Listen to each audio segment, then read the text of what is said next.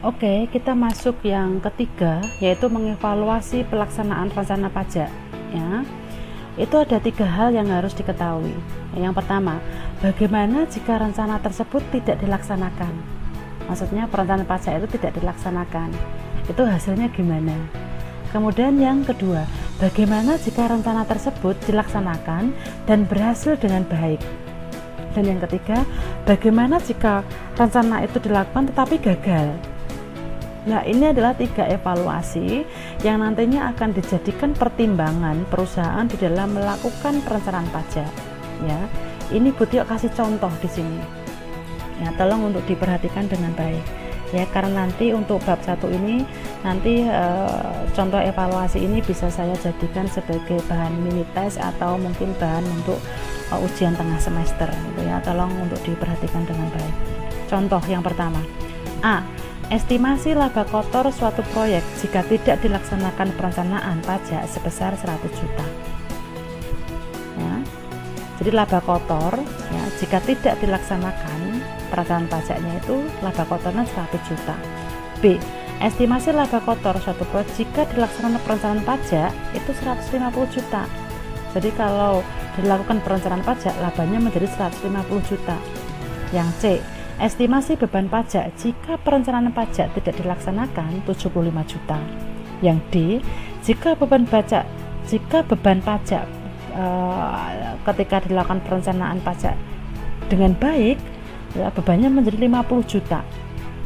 Yang E, estimasi beban pajak jika perencanaan pajak dilaksanakan dan gagal, pajaknya menjadi 100 juta. Ya.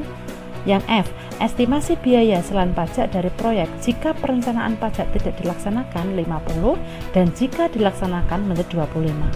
Ya. Perlu catatan yang perlu mahasiswa ketahui bahwa perencanaan pajak untuk laba itu ketika dilaksanakan dan berhasil itu nanti jumlahnya akan lebih besar jika dibandingkan dengan perusahaan yang tidak melakukan perencanaan pajak. Ya. Jadi kalau laba kotor, gitu ya, kalau dilakukan perencanaan itu labanya nanti akan naik endingnya. Tetapi kalau tidak dilaksanakan, ya apa adanya seperti itu. Ya. Dan untuk beban, jika dilakukan perencanaan pajak, maka beban ini akan lebih kecil dibandingkan ketika perusahaan tidak melakukan perencanaan pajak. Tetapi kalau perencanaan pajak ini gagal, maka biaya ini bukan malah semakin sedikit, tapi akan semakin besar. Ya, jadi ada 2 hal yang perlu mahasiswa ketahui untuk perencanaan pajak, yaitu dilihat dari sisi laba dan dilihat dari sisi beban. Ya, kalau laba, ya semakin berhasil dilakukan perencanaan pajak, berarti labanya akan semakin tinggi. Kalau beban, semakin berhasil di dalam melakukan perencanaan pajak, maka beban itu malah semakin kecil. Laba berarti kalau berhasil semakin tinggi, kalau beban perencanaan berhasil malah semakin rendah. Jadi pas sinkron ya. Ya, kalau bebannya kecil ya berarti labanya tinggi ya. Itu rumus umum seperti itu. Ya. Dari contoh ini maka formulasinya gimana formulanya? Nah, ini.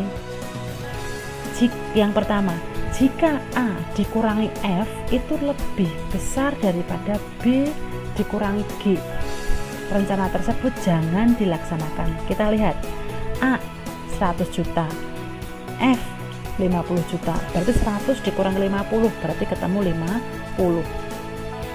Yang B 150 juta, yang G 25, berarti 125 juta. Ya. Berarti 50 lebih besar daripada 125. Benar apa salah di sini? Salah. Berarti A dan F ya, A dikurangi F berarti 50 juta itu berarti lebih kecil daripada 125 juta. Kalau hal itu terjadi maka perlu dilaksanakan perencanaan pajaknya ya, sesuai dengan formula ini. Tetapi kalau A dikurangi F ini kok lebih besar daripada B dan G, misal kok A dikurangi F itu ketemu 25 juta, B dan G ini misal kok ketemu nih 50 juta, ya berarti itu tidak boleh dilakukan ya, kecuali jika perbedaan lebih kecil daripada C dan D. C dikurangi D, C dikurangi D berarti 25 juta ya. Berarti A ke F tadi berapa? 50. B dan G 125. Berarti layak untuk dilakukan perencanaan pajak. Dan perbedaannya pun juga lebih besar daripada selisih C dikurangi D, karena C dikurangi D adalah 25 juta. Padahal tadi selisihnya AF dan BG tadi selisihnya adalah 125 dikurangi 50 berarti 75 juta. Berarti untuk formula yang pertama berarti perencanaan pajak boleh untuk dilaksanakan. Sedangkan yang kedua, jika E dianggap lebih material daripada C ya, 75 dan 50 berarti selisihnya adalah 25. Untuk melaksanakan atau tidak melaksanakan tergantung pada kemungkinan keberhasilan dari perencanaan tersebut ya. Jadi kalau perusahaan itu menganggap ya jika E itu lebih material daripada C ya, E lebih material daripada C ya, berarti E nya tadi berapa? 100 ya, 100, C nya 75 ya. Ya. Jadi kalau E ini lebih material, nilainya lebih tinggi daripada C ya, nah, maka hal ini bisa dilakukan dan bisa tidak, tergantung dari tingkat materialitas yang sudah disesuaikan dengan perusahaan ya, karena besar kecilnya nominal itu masing-masing itu tergantung dari perusahaan, material atau tidak itu tergantung dari perusahaan begitu ya. Kalau memang perusahaan itu mampu melakukan pelaksanaan perencanaan pajak dengan baik, tahu peraturannya, tahu kebijakannya, tahu administrasi perpajakannya, dan prosedur-prosedurnya pun juga tahu ya, kenapa tidak itu dilaksanakan gitu kan. Tetapi kalau itu belum mengetahui, belum mumpuni untuk melakukan itu, ya bisa didampingi oleh konsultan-konsultan. Kalau memang belum siap ya mendingan tidak perlu gitu ya. Masalahnya nanti kalau gagal perencanaan pajak bukannya malah semakin untung tapi malah semakin rugi ya. Yang ketiga, jika terdapat beda material antara A dikurangi F ya dan B dikurangi G, maka keputusan dilaksanakan perencanaan pajak dengan membandingkan antara B dikurangi D plus G dikurangi C plus F dengan A min C plus F min B dikurangi E plus G. Nah, nanti ini nilai-nilainya kalian bisa masukkan. Nah, jadi untuk poin 2 dan 3 itu bersifat asumsi gitu ya. Ini tergantung dari perusahaan, apakah perusahaan itu mampu melaksanakan perencanaan pajak dengan baik ataukah tidak. Ya, tapi perlu Tio sampaikan lagi, kalau memang perusahaan itu siap atau wajib pajak orang pribadi itu siap melakukan perencanaan pajak dengan didasari dengan kemampuan di dalam menganalisis peraturan perundang-undangan dan lain-lain, serta data-datanya lengkap, pendukung lainnya juga lengkap gitu ya, kenapa tidak itu dilakukan ya, seperti itu ya. Jadi memang harus digarisbawahi di situ ya. Jadi mengenai materialitas maupun tidak material itu tergantung dari tingkat penilaian perusahaan itu sendiri ya. Jadi untuk formula 1, 2, dan 3 kalian bisa menjawab dengan benar jika nanti Bu Tia memberikan soal yang seperti ini.